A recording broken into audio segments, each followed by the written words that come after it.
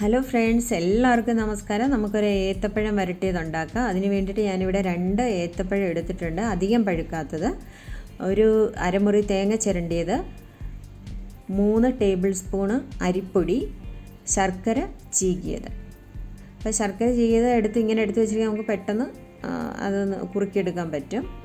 അപ്പം പിന്നെ വേണ്ടത് നെയ്യും ഒക്കെയാണ്. നെയ്യ്, ഏലക്കപ്പൊടി ഒക്കെയാണ് വേണ്ടത്. അപ്പോൾ ഞാൻ ഇപ്പം ഏത്തപ്പഴം നമുക്ക് ഒന്ന് ചെറുതായിട്ട് ഒന്ന് പൊളിച്ചെടുത്തിട്ട് ഒന്ന് ഗ്രേറ്റ് ചെയ്തെടുക്കണം.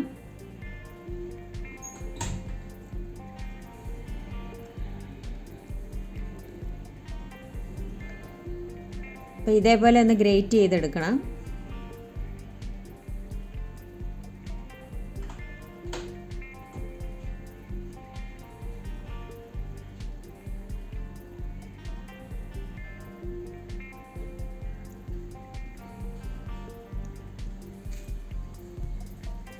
ഇപ്പോൾ 2 ഏത്തപ്പഴവും ഞാൻ ഗ്രേറ്റ് ചെയ്തെടുത്തിട്ടുണ്ട്. അപ്പം പാന് വെച്ചിരിക്കുകയാണ്.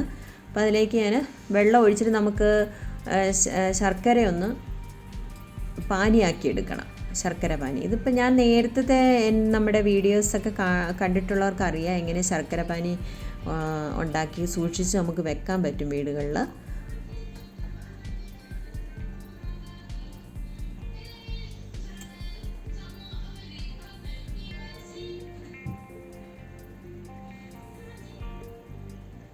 അപ്പോൾ ഞാൻ വേറൊരു പാന് അടുപ്പത്ത് വെച്ചിട്ടുണ്ട്. അപ്പോൾ നമ്മുടെ ശർക്കര പാനി ഞാൻ ആ പാനിലേക്ക് മാറ്റുവാണ്. അരിച്ചാണ് നമ്മൾ അത് മാറ്റുന്നത്. അപ്പോൾ അരിച്ച് മാറ്റുന്നതെന്ന് വെച്ചാൽ മണ്ണ് അങ്ങനെ എന്തെങ്കിലും ഉണ്ടെങ്കിൽ അത് മാറട്ടെ എന്ന് കരുതിയിട്ടാണ് അങ്ങനെ അരിച്ച് മാറ്റുന്നത്.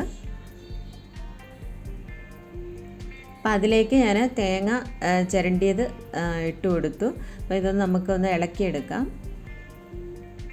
നമ്മുടെ വീടുകളിൽ ശർക്കര പാനി അല്ലാതെ നമ്മൾ സൂക്ഷിച്ച് വെച്ചിട്ടുണ്ടെങ്കിൽ അതെടുത്താൽ മതി.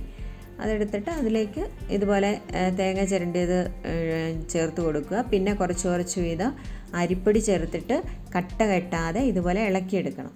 അപ്പം കട്ട കെട്ടിക്കഴിഞ്ഞാൽ അത് നല്ല രീതിയിൽ നമുക്ക് കിട്ടത്തില്ല, കേടാകാനും സാധ്യത കൂടുതലാണ്, അതിനകത്ത് വെള്ളമായി നിന്നിട്ട്.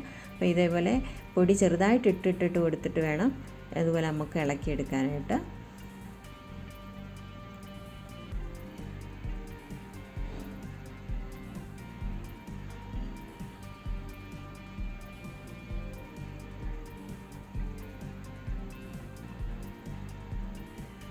അപ്പം എൻ്റെ കയ്യിൽ കുറച്ച് ശർക്കര പാനിയാക്കിയത് ഞാൻ വെച്ചിട്ടുണ്ടായിരുന്നു. അത് കുറച്ച് നമുക്ക് അതും കൂടി കുറച്ചൊന്ന് ഒഴിച്ചു കൊടുക്കാം.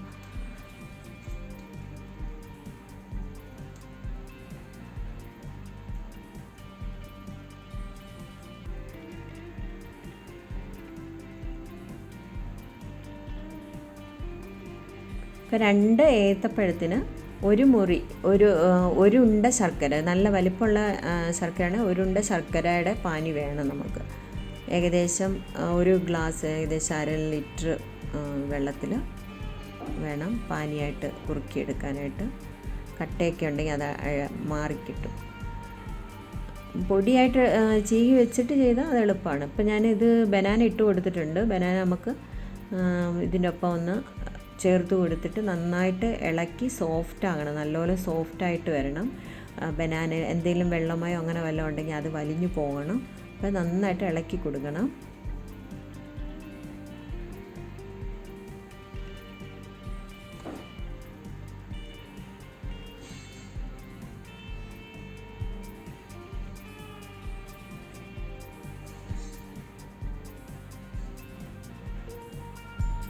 അപ്പോൾ ഇതിലേക്ക് ഞാൻ നെയ്യ് ചേർത്ത് കൊടുക്കുക.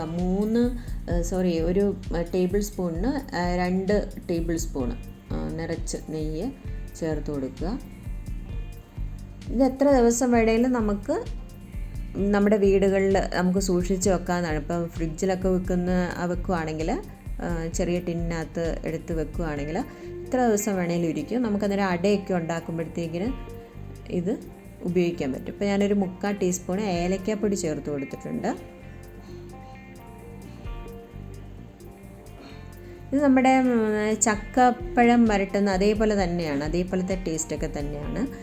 ഇത് ഇപ്പം ഞാൻ കാഷ്യൂനട്ടാണ് പൊടിച്ച് ചേർത്തത്. ഇപ്പോൾ കാഷ്യൂനട്ട് ഇല്ലെങ്കിലും കുഴപ്പമൊന്നുമില്ല. കിസ്മിസും ചേർത്ത് കൊടുത്തിട്ടുണ്ട്. കാഷ്യൂനട്ടും കിസ്മിസും ഇല്ലെങ്കിലും കുഴപ്പമൊന്നുമില്ല.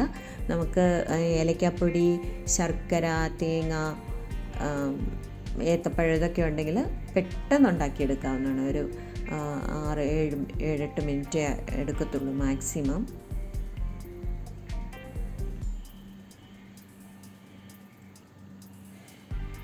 അപ്പം നിങ്ങൾ വീടുകളിലൊക്കെ ഇതൊന്ന് തയ്യാറാക്കി നോക്കണം. അപ്പം ഞങ്ങളുടെ ചാനലൊന്ന് സബ്സ്ക്രൈബ് ചെയ്യണം. ഇത് കണ്ടിട്ട് നിങ്ങളുടെ ഇഷ്ടപ്പെട്ടെങ്കിൽ ഒന്ന് ലൈക്ക് ചെയ്യണം. നിങ്ങളുടെ കമൻറ്റുകൾ രേഖപ്പെടുത്തണം. നിങ്ങളുടെ അഭിപ്രായങ്ങൾ എന്തെങ്കിലും നിർദ്ദേശങ്ങളുണ്ടെങ്കിൽ അതും നിങ്ങൾ ദയവായിട്ട് ഞങ്ങളുടെ കമൻറ്റിനകത്ത് രേഖപ്പെടുത്തണം.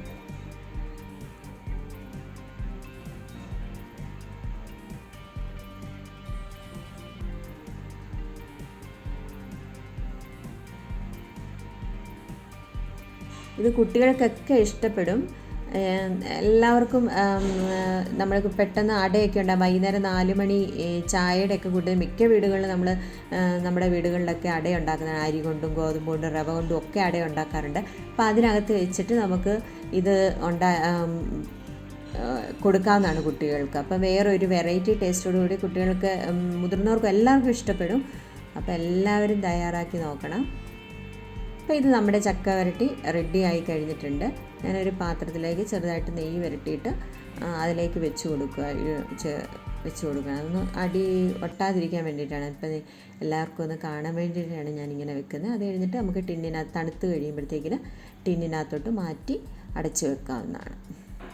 അപ്പോൾ എല്ലാവരും തയ്യാറാക്കി നോക്കും. നിങ്ങളുടെ കമൻറ്റുകളൊക്കെ രേഖപ്പെടുത്തും, ലൈക്ക് ചെയ്യുമെന്ന വിശ്വാസത്തോടെ നമുക്ക് വീണ്ടും കാണാം. അടുത്ത വീഡിയോയിൽ അടുത്ത ഒരു നല്ല വെറൈറ്റി ഡിഷുമായിട്ട് ഞാൻ വീണ്ടും വരാം. എല്ലാവർക്കും താങ്ക്സ്.